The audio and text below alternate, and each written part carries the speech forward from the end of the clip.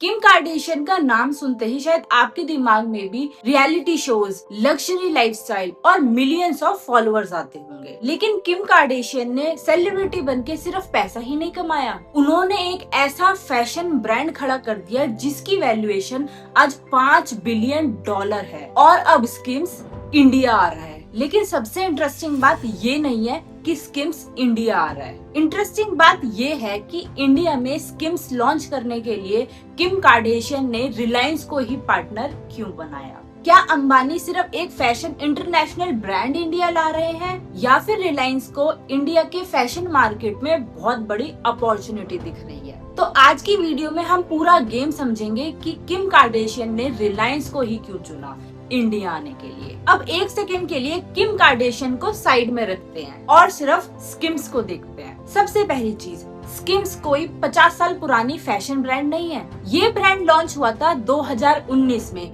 सही समझे आज से ठीक कुछ साल पहले, और इसका स्टार्टिंग पॉइंट भी कोई बहुत बड़ी रिवॉल्यूशनरी नहीं थी। स्किम्स शेपवेयर जैसी क्लोथिंग बनाता है, ऐसे क्लोथ्स जो बॉडी को स्मूथ और फिटेड लुक देने के लिए हेल्प करते हैं। अब आप सोचो, इतनी बेसिक कैटेगरी, एक सेलिब्रिटी फाउंडर और एक नया ब्रांड, फिर ये कंपनी कुछ ही सालों में $5 बिलियन की वैल्यूएशन तक कैसे पहुंची? यही स्किम्स का एक्चुअल बिजनेस गेम स्टार्ट होता है। किम कार्डेशियन ने शेपवेयर को सिर्फ अंडरवियर की तरह सेल नहीं किया, उसने इसे डिजायरेबल फैशन प्रोडक्ट बनाया। किम कार्डेशियन को कस्टमर्स तक पहुंचने के लिए बाकी ट्रेडिशनल ब्रांड्स की तरह जीरो से ऑडियंस बिल्ड नहीं करनी पड़ी। ऑडियंस तो ऑलरेडी उसके पास थी। किम कुछ भी पहनती है, सारा इंटरनेट किम को देखता है। लोग प्रोडक्ट सर्च करते हैं और स्किम को बहुत आसानी से अटेंशन मिल जाता है। लेकिन यहाँ एक ट्विस्ट है, अगर सिर्फ सेलिब्रिटी होना इनफ होता तो हर सेलिब्रिटी का ब्रांड $1 बिलियन होता, लेकिन ऐसा हुआ नहीं। तो स्किम में ऐसी क्या खास बात है?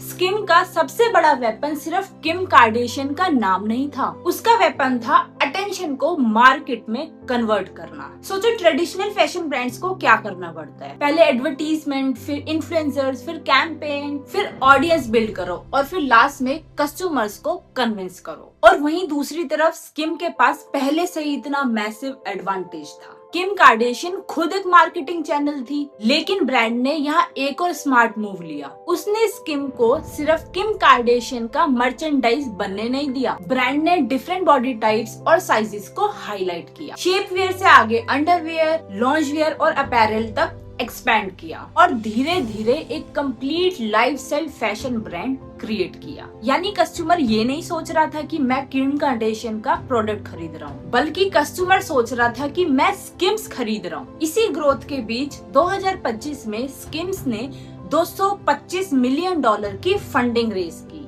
जिसके बाद कंपनी की वैल्यूएशन $5 बिलियन रिपोर्ट हुई।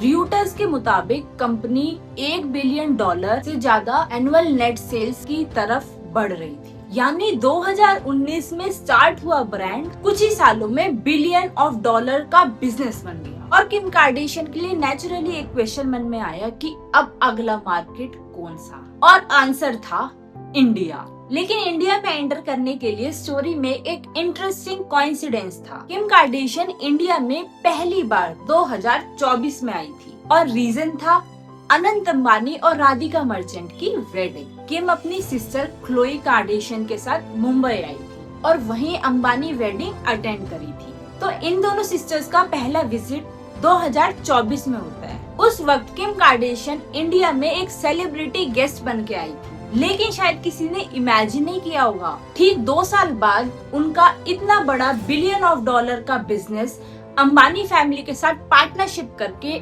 इंडिया में एंटर करेगा। 2024 में किम केम टू इंडिया, 2026 में Kim's brand coming to India और 5 अगस्त 2026 में रिलायंस और स्किम ने officially exclusively India partnership announce कर दी। इनिशियल स्टोर्स दिल्ली और मुंबई में प्लान्ड है और स्किम्स फिजिकल के साथ डिजिटल चैनल्स पर भी ऑपरेट करेगा। अब ऑब्वियसली एक सवाल आता है, क्या 2024 के अंबानी वेडिंग की वजह से ये डील हुई? नहीं, ऐसा क्लेम करने के लिए कोई कंफर्म्ड एविडेंस नहीं है, लेकिन टाइमलाइन डेफिनेटली इंटरेस्टिंग है। अब असली क्वेश्चन, स्किम्स को इंडिया आने के लिए रिलायंस की ही जरूरत क्यों पड़ी? किम के पास तो ग्लोबल फेम था और स्किम्स के पास बिलियन ऑफ डॉलर की वैल्यूएशन है, क्योंकि इंडिया में ब्रांड लॉन्च करना सिर्फ इंस्टाग्राम पे फेमस होने से कुछ नहीं होता। आपको प्राइम रिटेल लोकेशन चाहिए, डिस्ट्रीब्यूशन चाहिए, ऑपरेशन चाहिए, डिजिटल कॉमर्स चाहिए और सबसे इम्पोर्टेंट स्केल चाहिए। और रिलायंस के पास ये इकोसिस्टम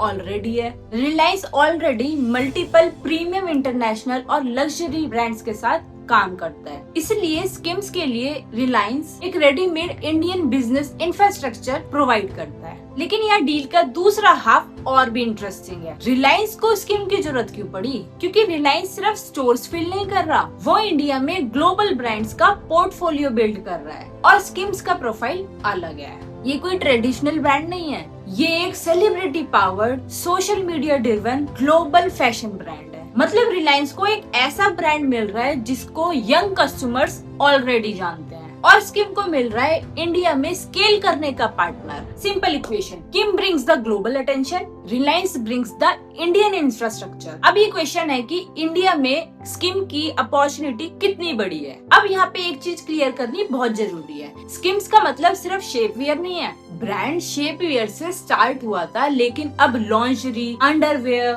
और अपैरल तक एक्सपेंड हो चुका है और इसी वजह से इसका गेम इंडिया में इंटरेस्टिंग हो सकता है, क्योंकि स्किम्स का मॉडल है बेसिक क्लोथिंग को एस्पिरेशनल बनाना। एक सिंपल बॉडी सूट, एक सिंपल अंडरवेयर, एक लॉन्च सेट, ये बेसिकली एक बोरिंग कैटेगरी लगती है। लेकिन स्किम्स उन्हें premium packaging, celebrity marketing, strong branding और फैशन पोजीशनिंग के साथ सेल करता है। मतलब प्रोडक्ट सिंपल हो सकता है but brand doesn't feel simple. और इंडिया में प्रीमियम फैशन के कस्टमर्स भी इवॉल्व हो रहे हैं। सोशल मीडिया की वजह से ग्लोबल ट्रेंड्स भी इंडिया में बहुत आसानी से पहुंच जाते हैं। रियूटर्स ने स्किम ब्रांड को इंडिया की ऑडियंस में जेन ज़ी और मिलेनियल में बहुत फेमस बताया है और यही तो स्किम की अपॉर्चुनिटी है। लेकिन अपॉर्चुनिटी जितनी बड़ी है, रिस्क भी उतना रियल है। अब मान लो स्किम का स्टोर दिल्ली में ओपन होता है, बाहर किम कार्डेशियन का ह्यूज सा पोस्टर, इंस्टाग्राम पे इन्फ्लुएंसर्स, सेलिब्रिटी बज़, लोग तो क्यूरियस होंगे ही और फर्स्ट परचेज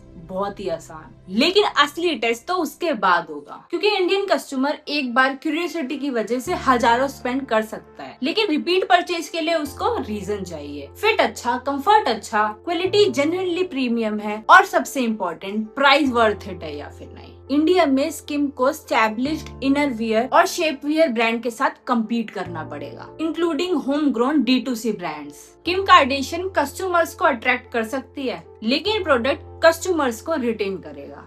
और अगर स्किम ये कर लेता है तो इंडिया उसके लिए एक सेलिब्रिटी एक्सपेंशन नहीं रहेगा, it could become a serious growth market. और ये डील सिर्फ ये नहीं है कि किम कार्डेशियन इंडिया आ रही है, बल्कि ये दो पावरफुल थिंग्स को कंबाइन करती है, ग्लोबल सेलिब्रिटी इन्फ्लुएंस और इंडियन रिटेल पावर। किम ने दुनिया को स्किम्स का नाम याद कराया, अब रिलायंस की रिस्पॉन्सिबिलिटी है इंडिया को स्किम्स का कस्टमर बनाना।